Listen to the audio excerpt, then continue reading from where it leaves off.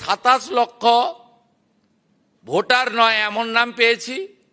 আর শুনলে অবাক হয়ে যাবেন, 3 লক্ষ পুরুষ পাওয়া গেছে যারা লক্ষ্মী ভাণ্ডার পেতে।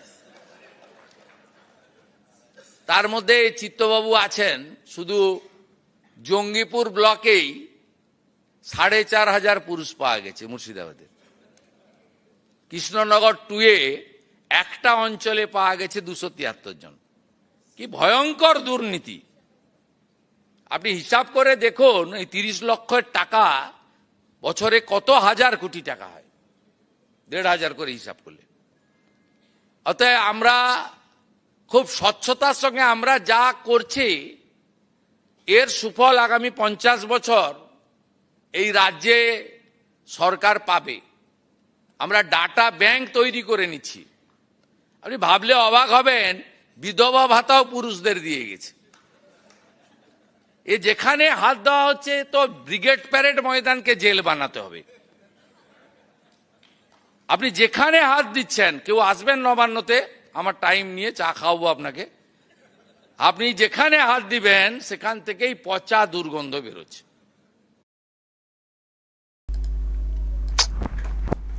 ঠিকই যা দেখতে পাচ্ছি, যেভাবে গ্রেপ্তারি চলছে, সকলকে ধরা হলে সত্যিই ব্রিগেডে জেল তৈরি করতে হবে। সংখ্যাটা এত। আমরা তো 1 মাস হলো, 1 মাস বলতে রেজাল্টের পরে 1 মাস, সরকারের বয়স এখনো 1 মাস না, কিন্তু তার মধ্যে গ্রেপ্তারের যে সংখ্যাটা তো কয়েকশো ছাড়িয়ে গেছে।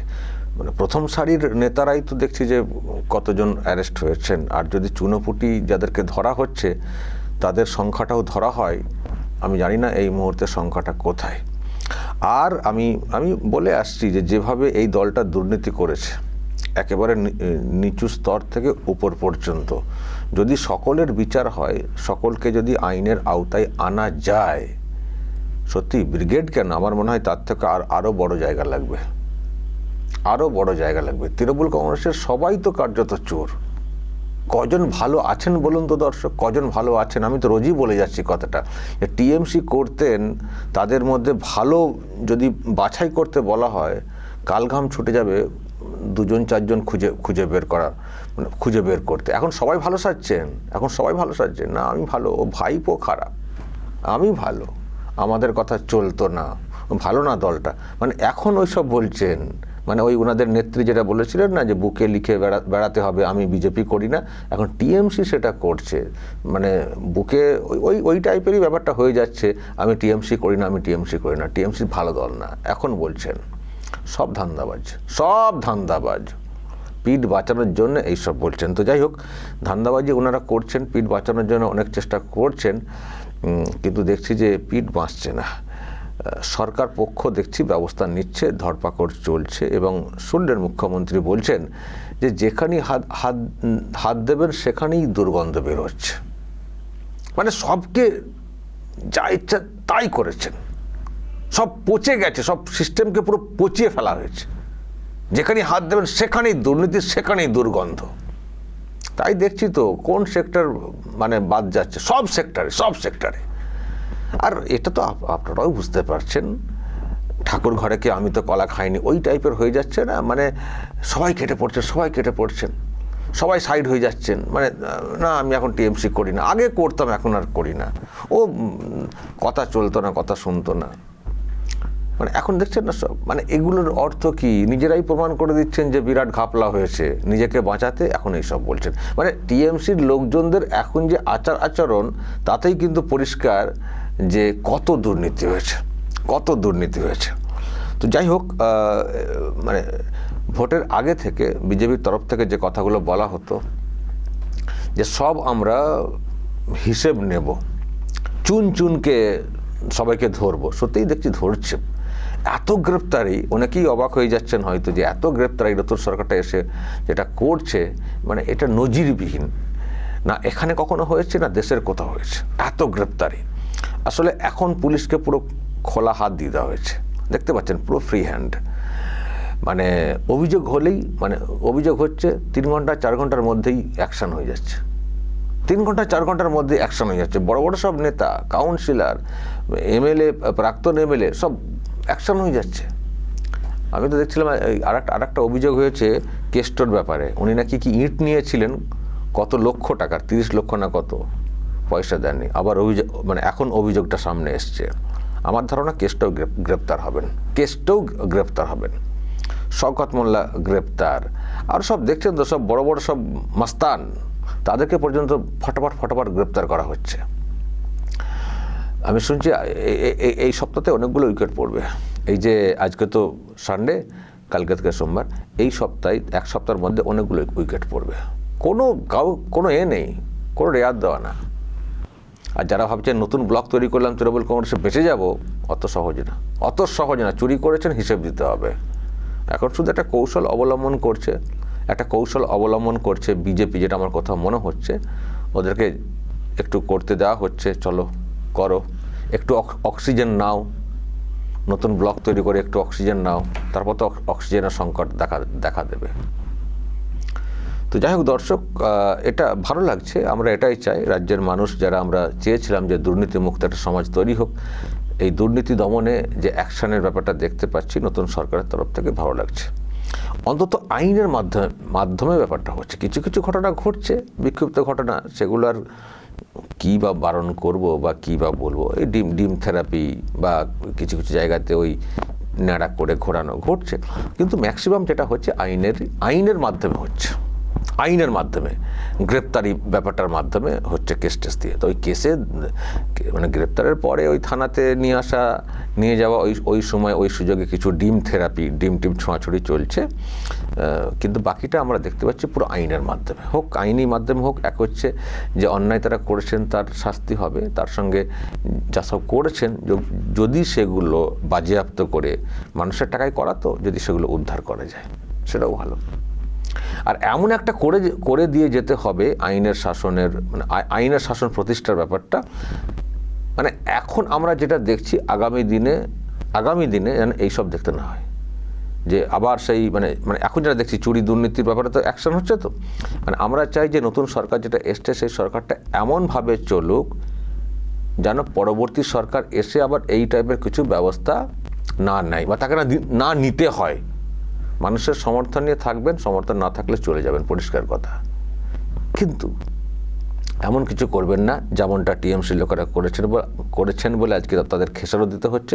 তবে আমি সবসময় বলে আসছি, আইনি ব্যাপারটা হচ্ছে এখানে বেশি, অন্য টাইপের কিছু হচ্ছে না, আইনি ব্যাপারটাই বেশি হচ্ছে। তার মানে এই সরকার আইনের শাসন প্রতিষ্ঠা করেছে। কিন্তু আমরা চাইবো যারা সরকারটা চালাচ্ছেন, আপনারাও দয়া করে এরকম কিছু নজির তৈরি করবেন না, যাতে করে পরবর্তী সরকার এসে আবার এরকম কিছু ব্যবস্থা নিতে বাধ্য হয়। তবে আমাদের কত একটা ভরসার জায়গা আছে যে শুভেন্দু অধিকারীর যে সরকারটা, এটা কিন্তু ওই টাইপের হবে না। আসলে তৃণমূল কংগ্রেসের সরকারটা তো সরকার ছিল না, লুটে পুটে খাও। আর ওদের সবার মধ্যে মানে উপর থেকে নিচ পর্যন্ত নিয়ন্ত্রণ ছিল না। যা পেরেছেন করেছেন। ওই কিছু পুষিয়ে দিয়েছেন, কারো বিরুদ্ধে কিছু বললে তিনি পুষিয়ে দিয়েছেন, আর তিনিও পেয়ে গেলে বাস তিনি চুপচাপ হয়ে যেতেন। এই করে পুরো সর্বনাশ হয়ে গেছে। তো এখন সেগুলি খুঁজে বের করার চেষ্টা করছেন শুভেন্দু অধিকারী, নতুন মুখ্যমন্ত্রী। রাজ্যের হালটা সত্যি খুব খারাপ হয়ে গেছে, মানে সব দিক দিয়েই নষ্ট করে দেওয়া হয়েছে, অনেক ক্ষত তৈরি করে দেওয়া হয়েছে।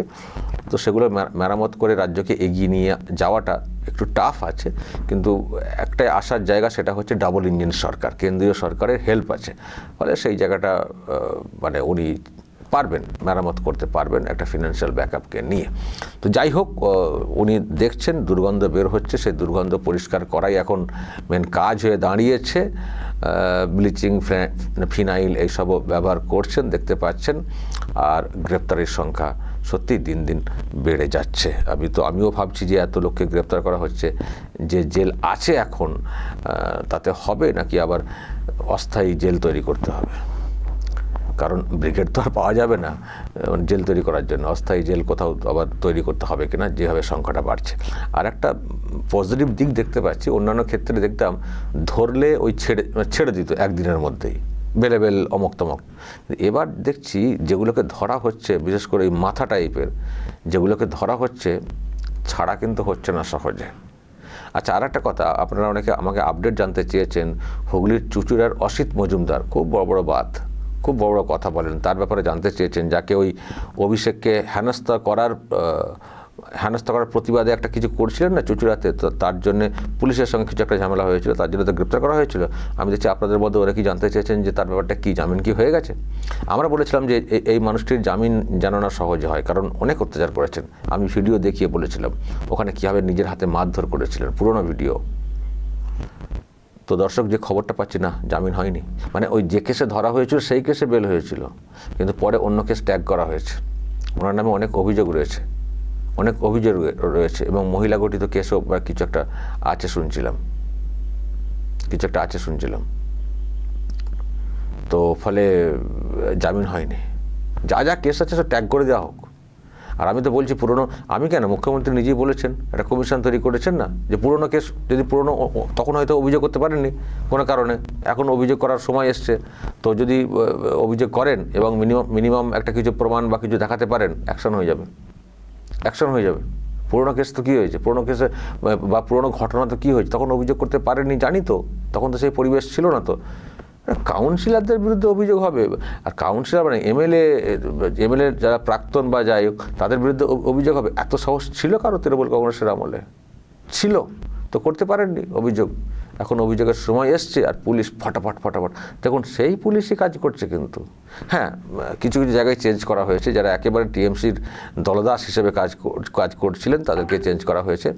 আর সেই সঙ্গে তো দেখেছেন যে যিনি একটা বাহিনী নিয়ে কাজ করতেন, শান্তনু সিনহা বিশ্বাস, তিনিই তো গারদে। ফলে সব এখন পুলিশও সোজা হয়ে গেছে, মেরুদণ্ড সব সোজা করে তারাও কাজ করছেন। ফলে অ্যাকশন কিন্তু পুলিশও নিচ্ছে। আমরা চাই পুলিশ এইভাবেই অ্যাক্টিভ থাক, পুলিশ আইনের রক্ষক, আইন মোতাবেক পুলিশ কাজ করুক, তাহলে মানুষের মধ্যে একটা ভরসা আসবে, ভয় আউট হবে, ভরসাহীন হবে। তো পুলিশকে আমরা এখনও পর্যন্ত সেই রকমই দেখতে পাচ্ছি। আর সেটা দেখতে পাওয়ার অন্যতম কারণ পুলিশ মন্ত্রী নিজে যে অ্যাক্টিভ, নিজে তো আইনের শাসন প্রতিষ্ঠা করার জন্যে মানে প্রাণপণ চেষ্টা করে যাচ্ছেন। ফলে সেদিক দিয়ে পুলিশও কাজ করছে, এইভাবেই পুলিশ কাজ করুক। আর মুখ্যমন্ত্রী বলছেন ব্রিগেডের মতো জেল বানাতে হবে, দরকার হলে বানাতে হবে, কিন্তু কাউকে ছাড়া না হয়, এটা হচ্ছে আমাদের রিকোয়েস্ট। দর্শক বলবেন যা বলার এবং নজর রাখবেন আরামবাগ টিভিতে।